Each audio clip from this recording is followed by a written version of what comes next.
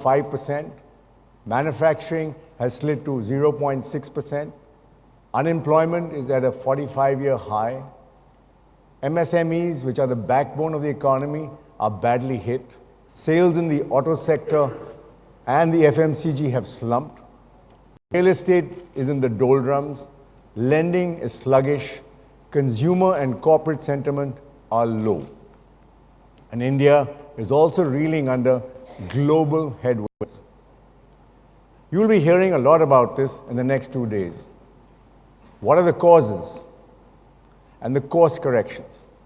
But the critical point here is this slowdown is an opportunity for deep introspection and concrete action. It sets the stage for real transformation. After all, as they say, never waste a good crisis. That's when people are more willing to change. I've always believed India is a rich country with poor people. We are rich in natural resources, and we are also a nation of very smart, creative, hardworking, and ambitious people. Across the world, Indians excel in every field. Given the right environment, we flourish.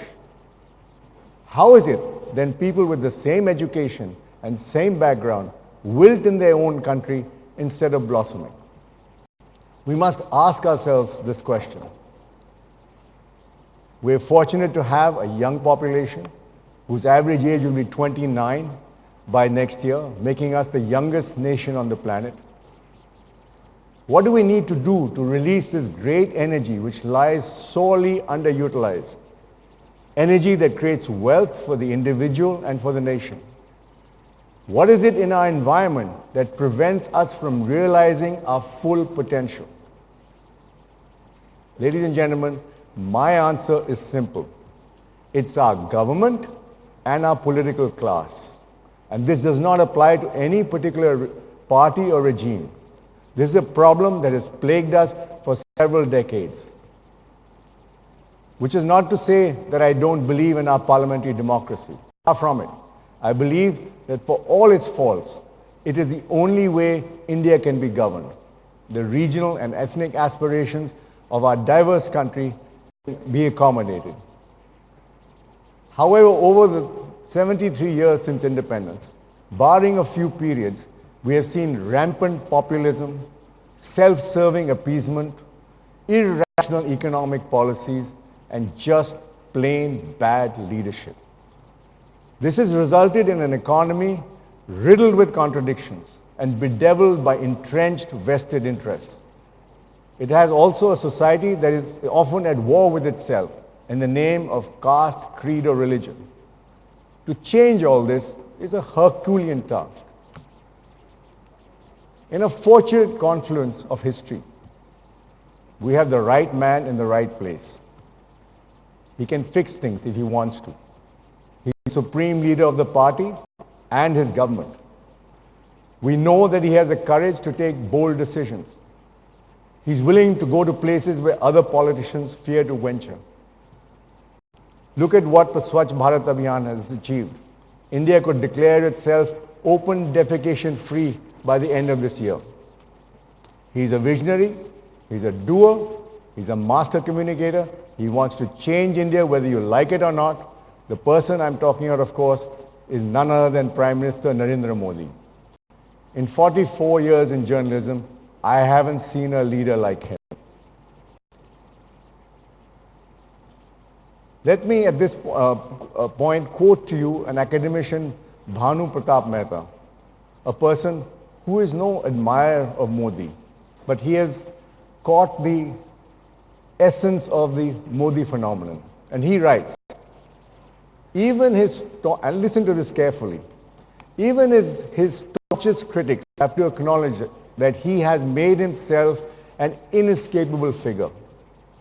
Someone who has colonized our consciousness so much that even criticism only serves to underscore his importance and reinforce his imaginative hold.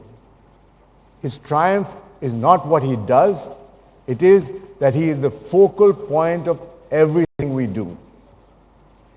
With this kind of standing, there is no limit to what this Prime Minister can do.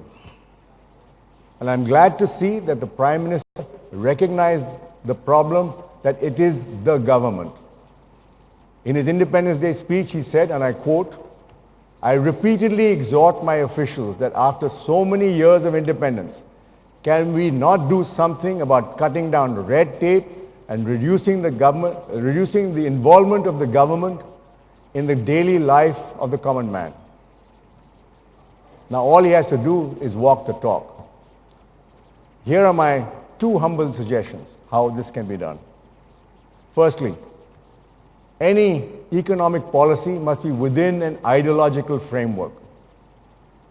Once you commit to a core belief, the rest will fall in place. The policies will also be coherent and not ad hoc. Their core belief is in one word. It is the market. What do I mean by this? What I mean is, let market forces sort out economic issues. I believe if you want to keep the government out of people's way, you need to believe in the marketplace. Government policy should be framed keeping this in mind. Let competition, not government fiat, reduce prices. Let consumers decide at what price point they want to buy. The marketplace can be cruel at times, but that's how you get new industries, new products, and innovation. That is how you get a vibrant economy. The consumer is king, not the government. For example, the government controls the prices of much of agricultural produce, of fertilizers, has price controls over 300 drugs, 24 medical devices, and even cable channels. Is this all necessary? The government's job is to set standards, prevent malpractices and monopolies. It should do this and step aside. It should encourage competition rather than restrict it. Instead, the government does not trust the markets to do their work. The PM also made a very significant statement in his Independence Day speech, and I quote, "The need of the hour is to recognize and encourage the wealth creators of our nation. They should receive more honor. If wealth is not created, wealth cannot be distributed." So wealth should not be a dirty word in India. Look at the suspicion and automatic distrust they are looked at. Tax terrorism, jail terms for the smallest deviations, super taxes, lookout notices without warning the person. Such measures have no place in a society that respects entrepreneurship.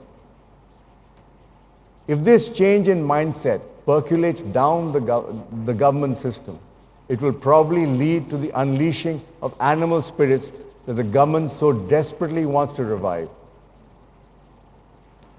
One eminent banker put it to me quite well. He says, if you have a stained, torn shirt, what do? You repair the tear, you wash and clean the shirt, but you don't lose the shirt. The government should remember this. While cleaning the system, we should not lose our shirt. Having said that, I would urge India's rich to introspect as well.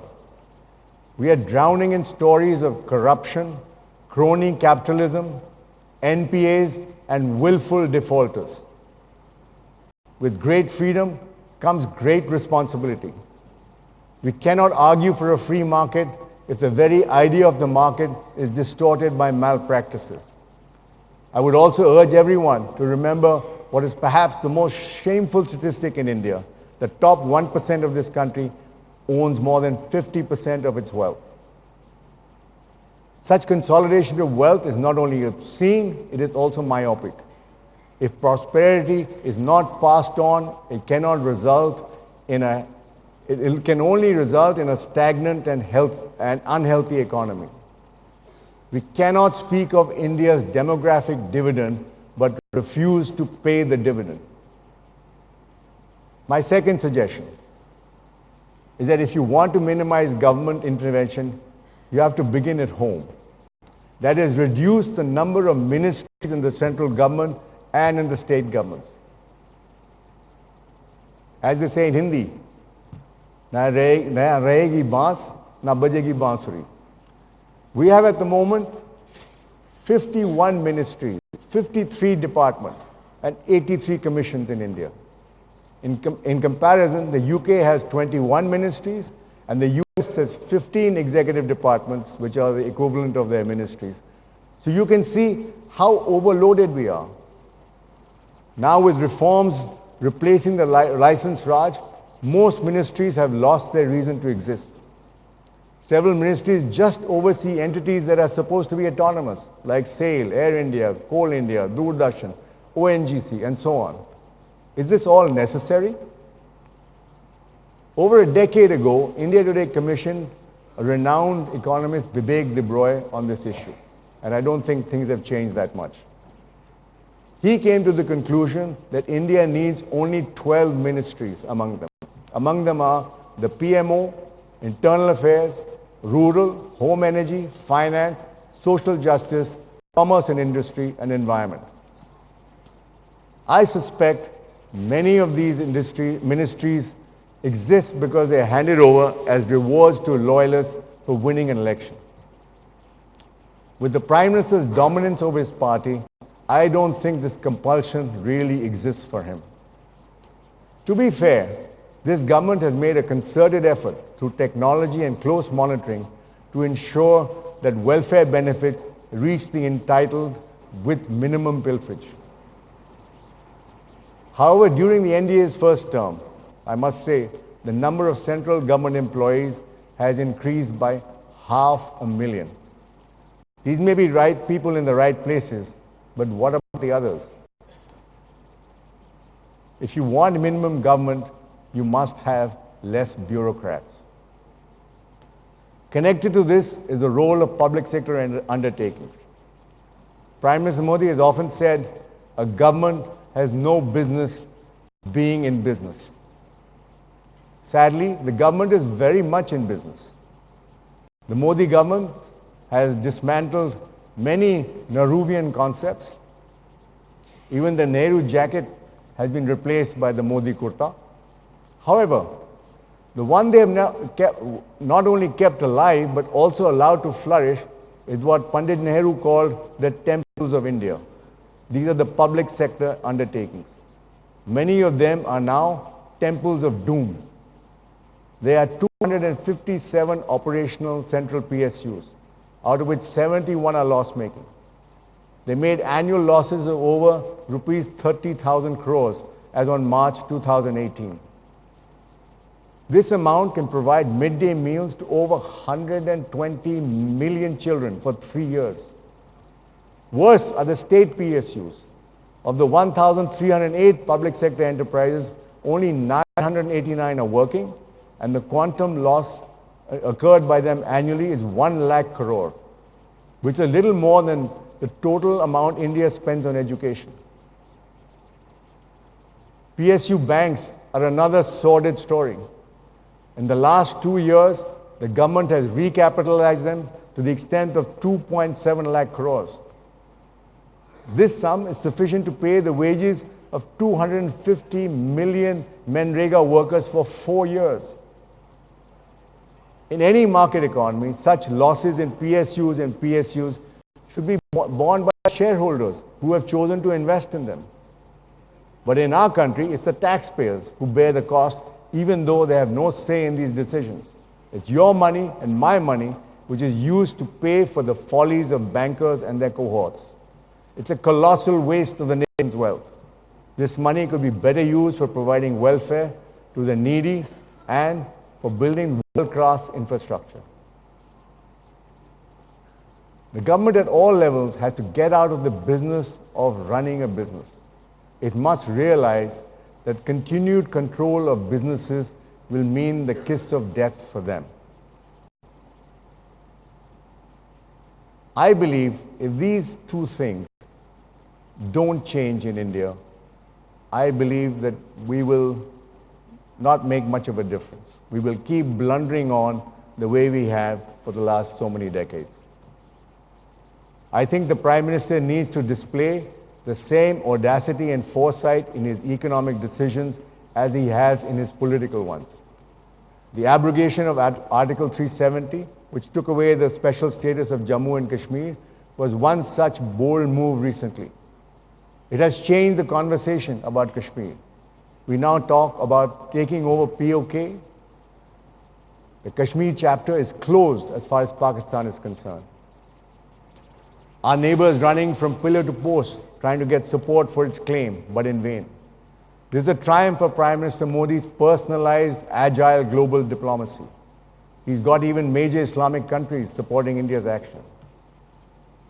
Domestically, the question is, when will normalcy return? The Prime Minister has been almost universally applauded for his decisiveness, but a prolonged lockdown does not sit well with a democracy. The true test of this decision will lie in how quickly all civil liberties and communication can be restored, and how quickly the government can deliver on its promises to Kashmiris to see a better life through development. I'm afraid there's going to be a long, tough haul. Another not so talked about area that Mr. Modi has been decisive about, that is India's other mega crisis, water. 85% of India's surface water is polluted. Its groundwater is severely stressed.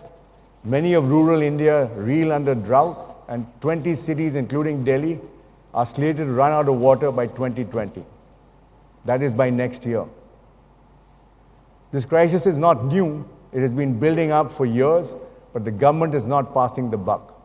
The Prime Minister has set up a consolidated Jal Shakti ministry and has an inspired plan not only to fix it, but also to turn the water crisis into an opportunity. You'll be hearing about both Kashmir and the scale of the water crisis and the plan to fix it at the Conclave. These are thought-provoking sessions. There are other thought-provoking sessions on the agenda. Xenophobia and the crisis on migration have changed global politics in India. In India, too, we have a growing demand to weed foreigners out. But do we have the full picture on migration? The session on Conclave promises to be eye-opening. While we're trying to place space rovers in the cosmos, technology and AI are changing the landscape much closer home. We have a fascinating session lined up on sex robots, the impact of technology, and on human sexuality, and the emergence of digisexuality, a new sexual identity across the world. We also have two brilliant scientists telling us about diseases, pandemics, the human brain, and the most cutting-edge discoveries related to the human body. Finally, of course, we have several sessions on politics. We have another hectic season of elections coming up. Maharashtra itself will be choosing a new government, and you'll be hearing about the key players in the election and the young Chief Minister, Mr. Fadnavis. This is a good time then to focus on the most important issue in India, the quality of our political leadership. The lifeblood of our democracy is robust politics, and I want to say this as strongly as I can. India is being led down by the quality of its leadership. Across the spectrum, we have leaders who are uninformed, inarticulate, and out of touch with people's aspirations. A large amount of the MPs in the new Lok Sabha have criminal records. Corruption is rampant. Defections have become as common as common cold. There's virtually no opposition left in the country. This is when, with a strong government in power, India needs an opposition that is credible, clear, charismatic, vigilant, and energetic. India is a proud, argumentative society, and political leaders in power and out of power must preserve the space for dissent. A strong government, by its very definition, is one who is confident enough to take fact-based criticism. Democracy is our greatest treasure. We must cherish it, protect it, and promote it. And one way to do it is to ensure the freedom of the press. There's no point shooting the messenger, because in today's world, the message still remains. There are bad apples in every sphere, but you shouldn't condemn the whole tree for that. I plead with you to support an independent media which way you can. This then, ladies and gentlemen, is the most crucial area for action, introspection and transformation. A country is only as good as its leaders. I hope the conversations of the next 2 days will inspire many new thoughts and the will to act. Once again, a very warm welcome to you all, and thank you all for coming, and happy conclaving.